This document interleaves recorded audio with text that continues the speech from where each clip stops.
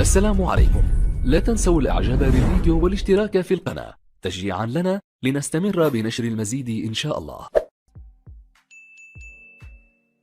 عندك الفرصة لأن تلتقي مع اللاعبين لتقييم الوضع، وأريد أيضا أن أعرف ما إن كنت ستواصل حتى انتهاء تعاقدك، حتى انتهاء هذا العام ودوري الأمم. طبعا اللاعبون حزنون جدا، مكتئبون، وأنا أريد هنا أن أوصل جزيل الشكر للشعب البرتغالي لدعمه المتفاني ولكل التقدير وكل التشجيع والحماس الذي حصدناه. نحن طبعا محبط جدا لكون لاعبين متمرسين كنا نريد أن نرسم بهم ابتسامة على أوجه الشعب، على أوجه بلادنا، ولم يتسنى لنا ذلك، لم نوفق في ذلك، ولهذا السبب نحن حزينون جدا. بطبيعة الحال ينتابنا إذن الآن الحزن وخيبة الأمل لخسارتنا في هذه المباراة. وبالحديث عن ذلك، طبعا في الشوط الأول كنا نعرف من هو الخصم، ما هي التحديات التي سنواجهها، لا سيما على الصعيد الاستراتيجية الدفاعية. نحن شاهدنا مباراة المغرب ضد إسبانيا، وكنا نعي على كل هذه المعطيات. كنا نعرف أنه كان يتعين علينا أن نتجاوز، نحتوي هذه التحديات التي لم يوفق المنتخب الإسباني في التعاطي معها. أردنا أن نكون ابتكاريين، أن نركز على اللعب، أن نحتوي اللعبة المغربية، وأن نستحوذ على الكرة ونتحكم في مسار اللعبة، وأن ننهي الهجمات.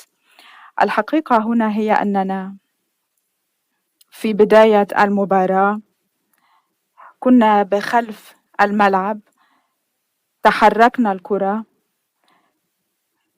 لربما حول الملعب في شتى أنحاء الملعب بأكثر مما كان يلزم. أردنا أن نصعب الحياة على الخصم ونصعب عليهم اللعب، ولكن لم ننجح في ذلك.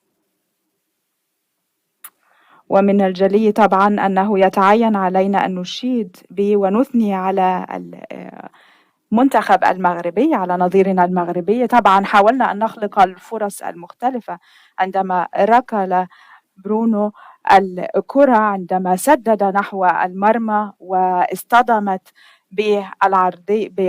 بالقائم، اصطدمت طبعا بالمرمى نفسه.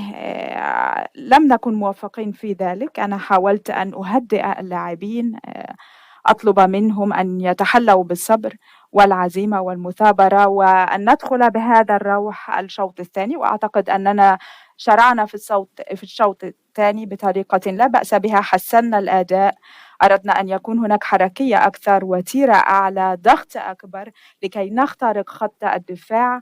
خلقنا 4 أو 5 فرص من التسديد نحو المرمى، ولكن لم نوفق في ذلك، لم نتمكن من تسجيل الأهداف. طبعا في كرة القدم أحيانا يتعين أن يحالفنا الحظ، وهذا لم يكن هو الحال اليوم.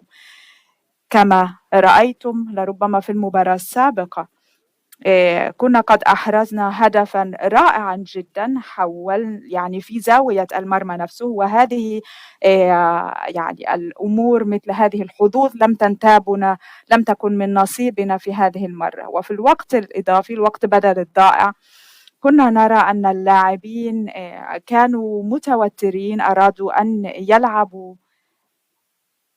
العرضيات ولم يتسنى لهم ذلك، لم يتمكنوا من ذلك. ورأينا عندما قام فيليكس بتسديد الكرة نحو المرمى، وحارس المرمى طبعا صد هذه الكرة بصرامة جدا، بطريقة رائعة جدا. طبعا نحن يعني ينتابنا من كل ذلك، من جراء كل ذلك خالص الحزن وخيبة الأمل، بحكم أننا سنخرج في هذه المرحلة في الدور الإقصائي هذا، في مرحلة خروج مغلوب. أنا سأتعاطى مع رئيس الاتحاد إذن، وعندما نعود إلى أراضي الوطن بكل هدوء سنتعاطى مع جميع الأمور المتعلقة بالعقد مرة أخرى.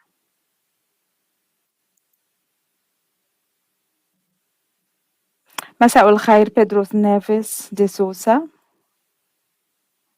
أنت قلت أنكم أردتم أن تصلوا إلى النهائي، وشددت على أنه بإمكانكم بمقدوركم أن تحملوا اللقب، أن تحصدوا الكأس.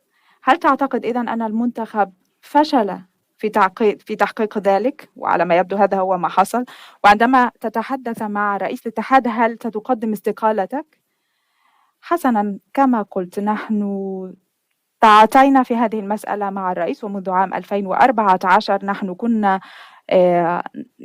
نتباحث في الاحتمالات بما فيها مسألة الاستقالة، ولكن نحن لا نستخدم مصطلح الاستقالة لأنها ليست موجودة في قاموسنا. طبعا نحن نريد كنا أن نمضي قدما، كان من الممكن أن يكون أداءنا أفضل من ذلك، ولكن اللاعبون أبلوا بلاء حسنا. كما سبق وقلت كنا بحاجة إلى لمسة حظ، وهذا الحظ لم يحالفنا. مساء الخير، أنا من وو سبورت في البرازيل. هل توافقني، هل تشاطرني الرأي في مسألة أن جزء من الانتقادات التي وجه بها كريستيانو رونالدو أنها أثرت على المباراة اليوم؟ وكيف تقيم مسألة أن كريستيانو رونالدو يعني أدمعت عيناه بعد هذه المباراة؟ أنا لا أعتقد أن أي نقودات وجهت إلى كريستيانو رونالدو ستكون قد أثرت على المباراة اليوم. نحن دوما كنا فريقا موحدا متماسكا. الآن فيما يتعلق بالشق الثاني من السؤال، فأعتقد أنني وفيت وكفيت بالإجابة عليه. أعتقد إن أخذنا شخصين يمكن أن نقول أنهما لربما الأكثر خيبة أمل بشأن مسار ومجرى المباراة، فطبعا سيكون لربما كريستيانو رونالدو وأنا، ولكن هذا جزء لا يتجزأ عن المهمة، عن وظيفتنا نحن كمدرب وكلاعبين.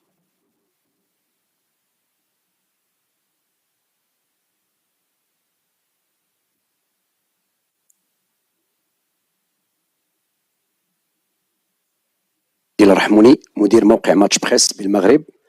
السيد المدرب فرناندو، اليوم شفنا المنتخب البرتغالي ماشي هو المنتخب اللي جرى المباراة الأخيرة ضد سويسرا. شنو هي الأسباب اللي خلات اليوم المنتخب البرتغالي أنه ما يخلقش فرص قوية أمام الدفاعات أسود الأطلس اللي كانت اليوم متفوقة على هجمات المنتخب البرتغالي؟ كما أنكم هل بهذه الهزيمة وخروج المنتخب البرتغالي ستقدمون استقالتكم كما فعل مدرب إسبانيا؟ Em termos de ofensividade, não me parece agora.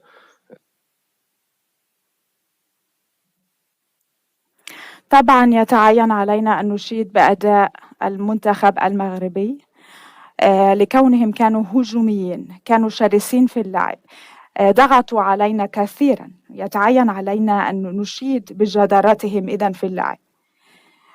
واجهنا نحن صعوبة بمكان في أن نفرض عليهم لعبتنا وأن نضغط عليهم. نعم.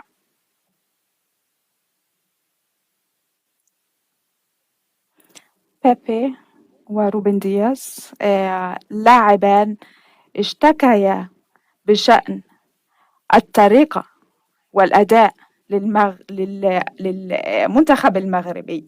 هل التحكيم كان لربما له أي آثار سلبية، تداعيات سلبية على مجرى المباراة؟